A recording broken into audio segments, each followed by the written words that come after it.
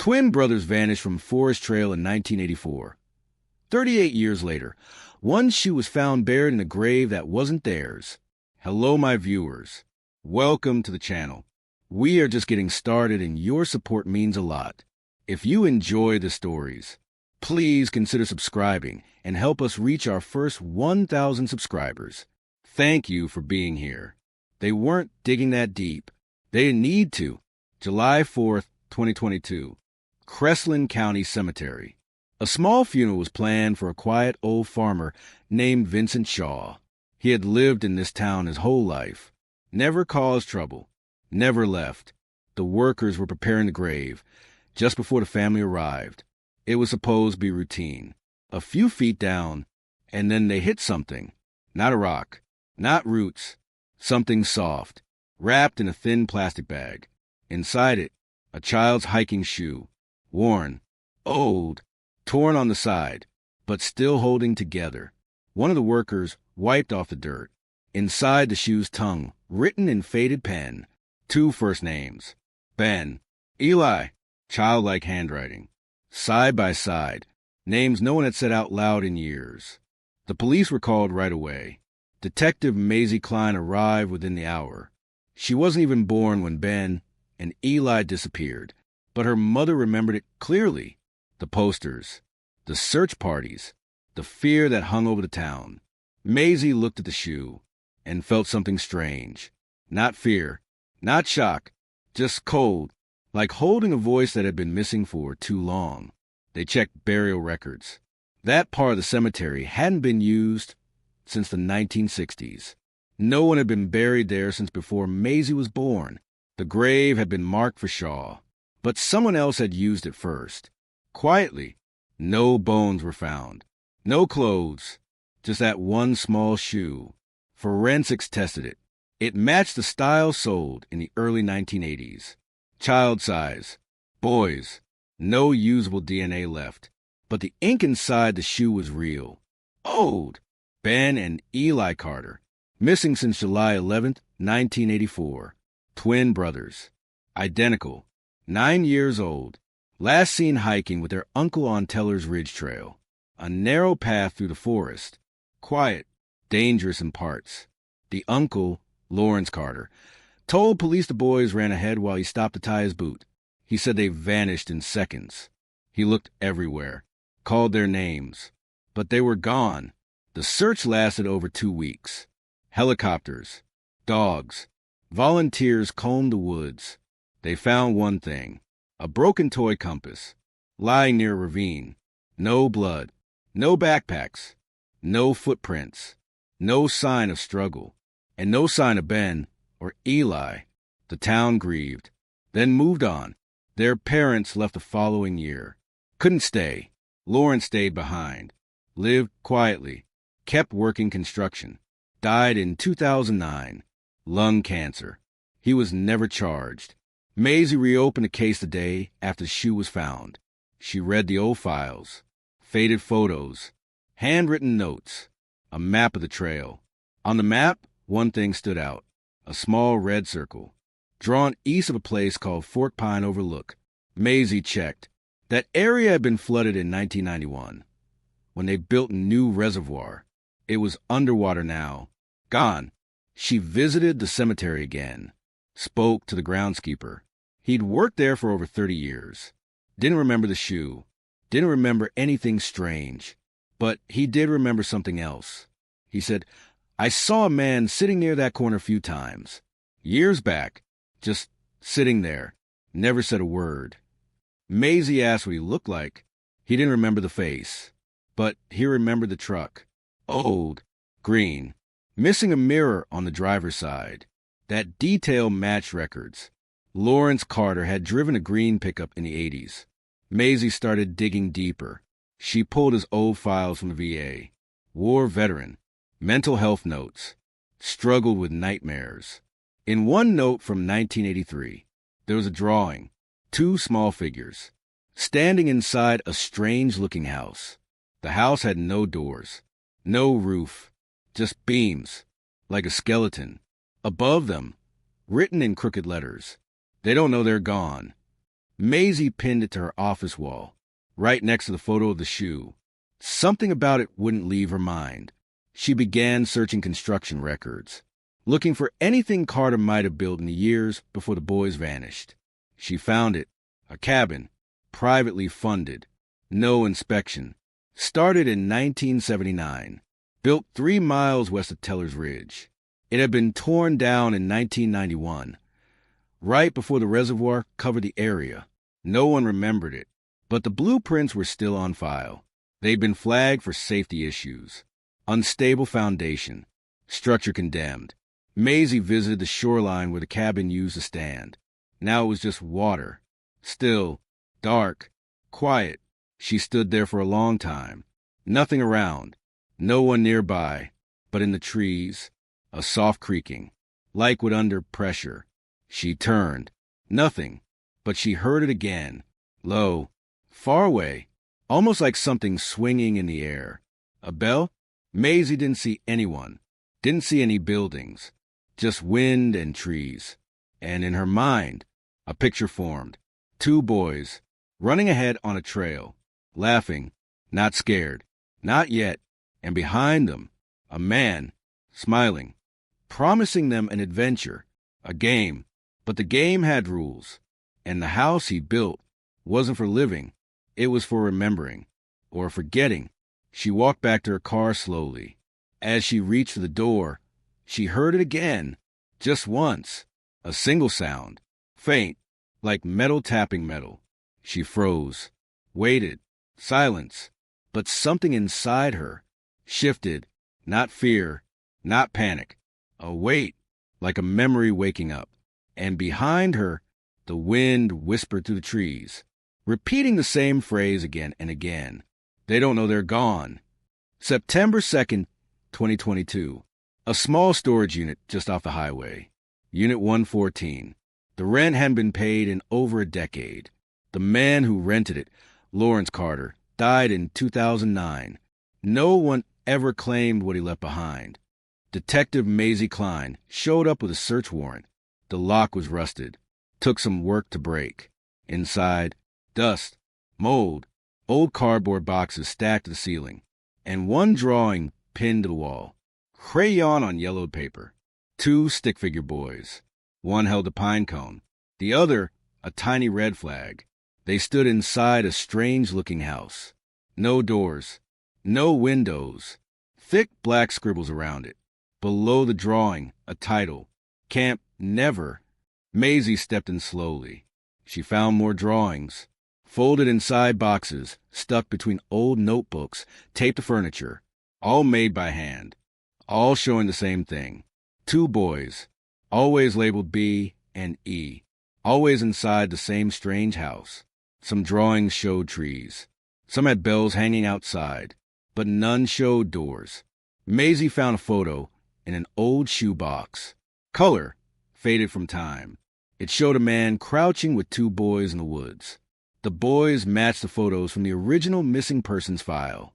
Ben and Eli. One of them was holding a toy compass. The same kind found during the 1984 search. On the back of the photo, written in pen, June 24th, 1984. 2 weeks before they disappeared. There was one more thing in the box. A cassette tape. Old. No label. Maisie brought it back to the station.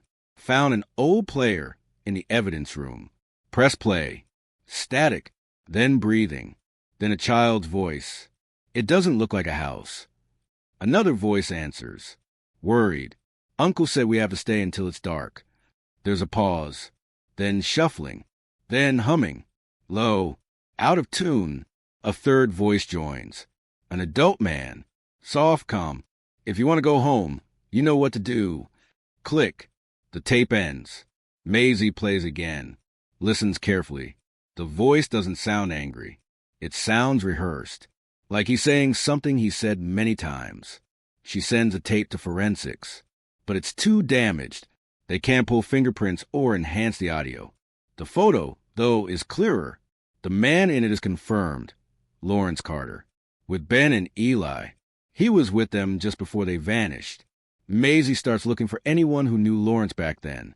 She finds Aaron Dobbins. Worked with him on building sites in the early 80s. They meet at a small diner. Aaron smokes 2 cigarettes before saying a word.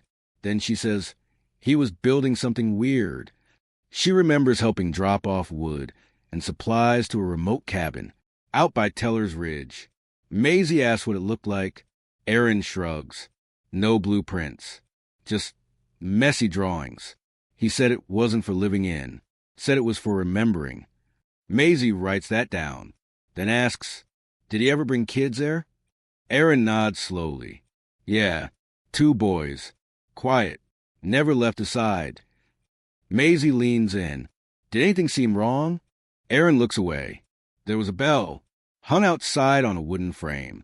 He told them they couldn't go inside unless they rang it. Maisie remembers the drawing. One showed the same bell. 2 stick figures standing underneath it. Caption read, the bell knows. That night, Maisie has a dream. She's standing in the woods. There's a house with no roof, no doors. A soft humming echoes from inside. Then, a bell rings. She wakes up sweating, writes everything down. The bell, the drawings, the shoe, the photo, the cabin, pieces of something bigger. A memory, maybe, or a trap. The next morning, she returns to the cemetery, not to the grave, to the spot where the shoe was found. The grass is growing back, but something feels off. She measures the grave size, then checks it against the records. It's shifted, about 2 feet to the left, almost like something else had been buried first, something hidden underneath. She files a request. Permission to dig deeper, not the grave itself, but the soil around it. To see what's under the ground that wasn't supposed to be touched. As she walks back to her car, the wind picks up. She hears a faint sound. Metal. Swinging. Soft. She turns. Nothing there. Just old trees. A few headstones. Silence. And one quiet thought. They weren't supposed to leave. October 10th, 2022. Crestline County Cemetery. A second dig begins. This time, it's not for a burial. Maisie gets special permission to dig just beside the original grave. Not deep, only where the ground seemed wrong. No machines, just hands. Careful tools. Quiet work. For feet down, nothing.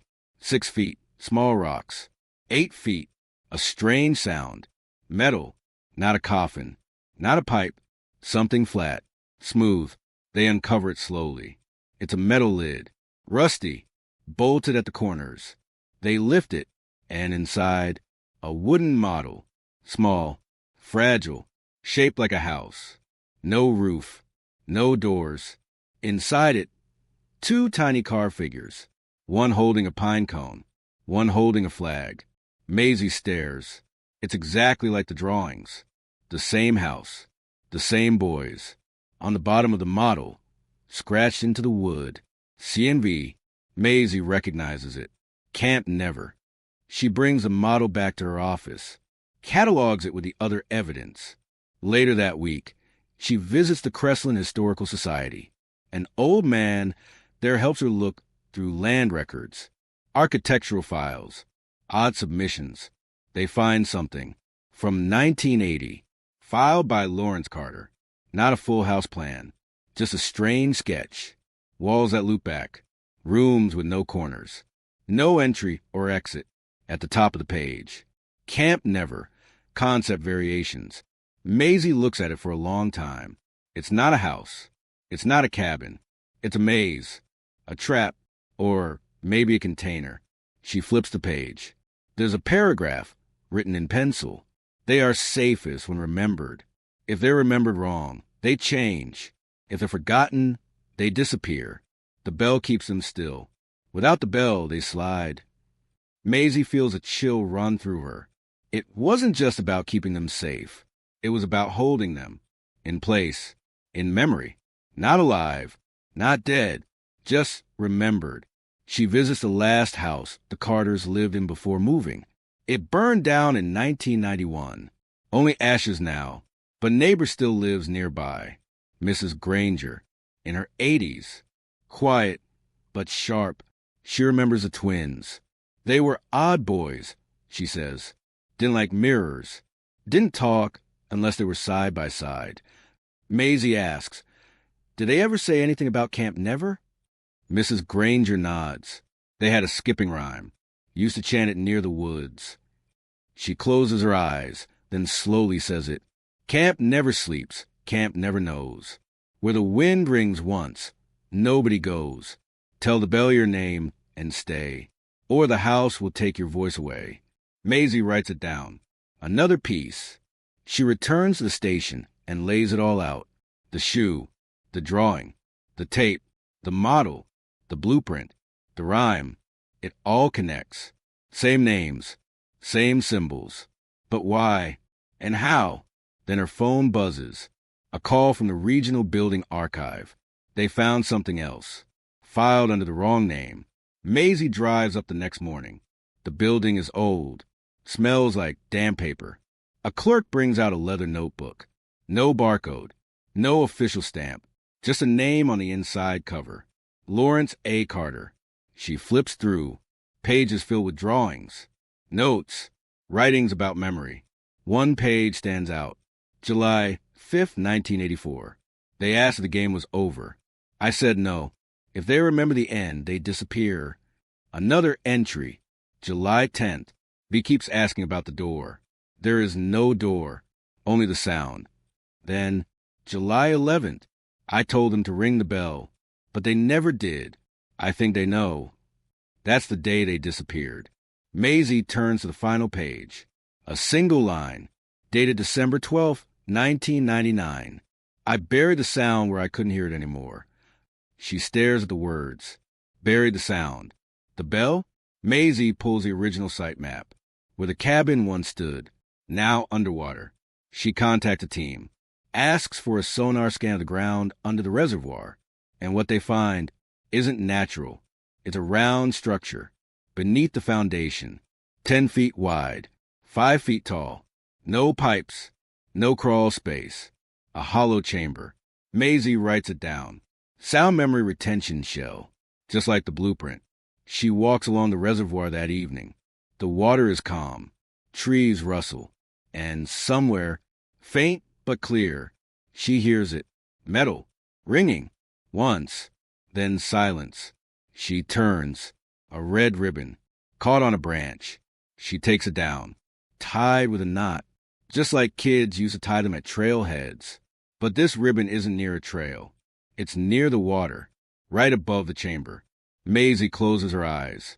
The sound rings again. And the wind, soft as breath, seems to say, still waiting. November 6th, 2022. Crestline Reservoir. Sonar confirmed it. There's something man-made under the water. Round. Sealed. No entrance. A hidden room. Buried deep below where the old cabin once stood.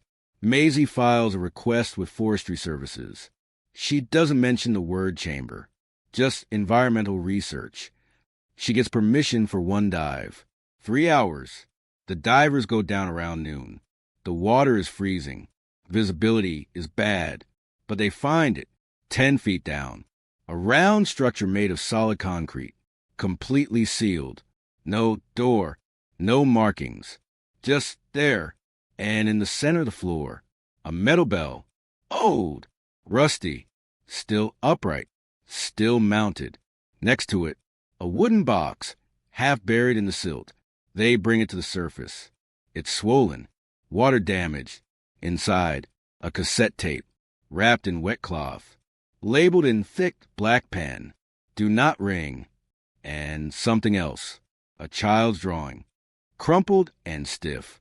2 stick figures inside a circle, tiny marks all around them, tally marks, dozens of them, and a name in the corner, Eli. Age 10. Maisie freezes when she sees it. The same handwriting from school records. Same child. She takes the tape back to the station. Plays it. The room is silent as the tape begins. Static. Then breathing. A boy's voice. He said we're not supposed to talk unless the bell says it's safe. A second voice answers. I don't think it rings for real. I think it rings when we forget. Silence. Then, Ben? I can't remember what our house looked like. Another pause. Soft sounds, maybe crying. Then one final voice. Quieter than the others. I don't think we're supposed to get out. The tape ends. No timestamp. No music. Just those voices. Maisie rewinds and listens again. That last voice, it doesn't sound scared. It sounds tired, like someone who knows the truth. She sends a drawing to the lab. The ink matches pens from the 1980s. No modern chemicals. It's real. The signature matches known samples from Eli Carter. No doubt. Maisie looks at the drawing again, counts the tally marks. 58. She checks the calendar. 58 days since the shoe was found. Coincidence? She writes it down anyway. Later that week, she finds something in the county office. An old contractor receipt. 1984. Gravel, cement, wood, wire mesh. Signed by Lawrence Carter. But no address. Just a set of coordinates. Maisie types them in. They point to the exact spot where the old cabin used to stand. The delivery was made on July 10th. The boys went missing July 11th. She pins it to her board. She's starting to see the shape now. A man with war trauma. Twin boys who trusted him. A strange structure built in the woods. Not for living, not for leaving, but for holding a memory in place. Not just a house. A loop. Something meant to keep time frozen. She visits the boy's mother. Now living 2 counties over. Her name is Melanie. Quiet. A little distant. Maisie tells her what they found. Plays the tape. Melanie listens without blinking. When it ends, she says one thing. Do they still remember me? Maisie doesn't know how to answer. She drives to the cemetery again that night. Not to the grave, but near it, to the place where the first shoe was found. She walks slowly and stops when she hears it again. That sound, faint, metallic, like something swaying in the wind. She follows it, just a few steps. In the grass, a stick planted straight up in the ground, tied to it with a knot, a red ribbon. Maisie kneels, unties it.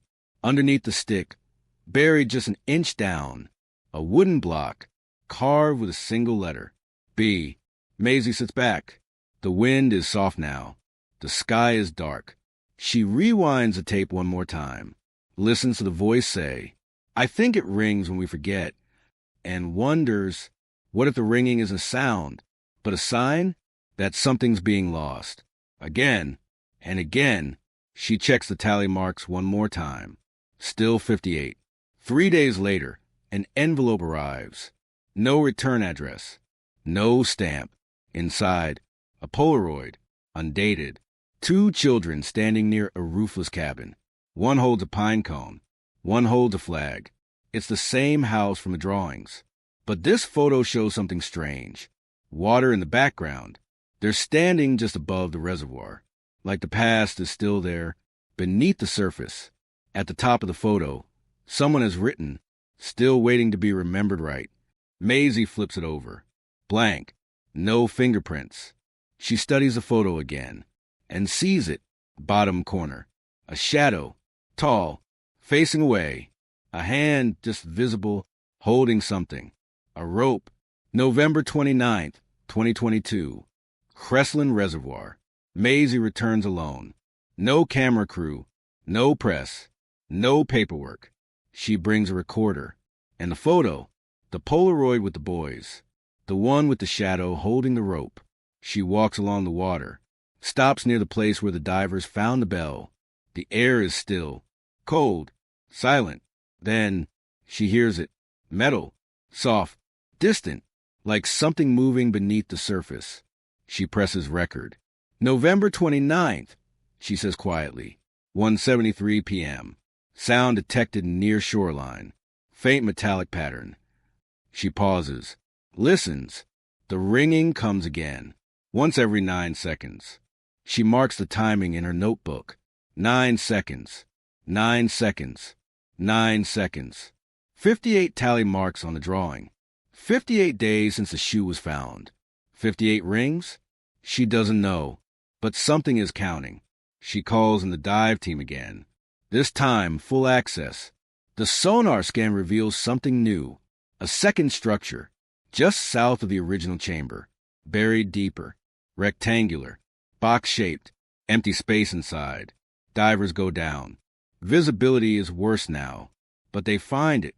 Metal beams, wood panels, reinforced corners. Inside, a long box, lined with old insulation, like a soundproof case. Not a coffin, not storage, something built to hold silence. They bring it up.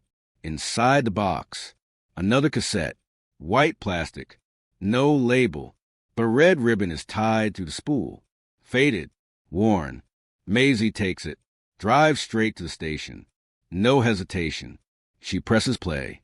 No static, just a man's voice. Slow, quiet, older.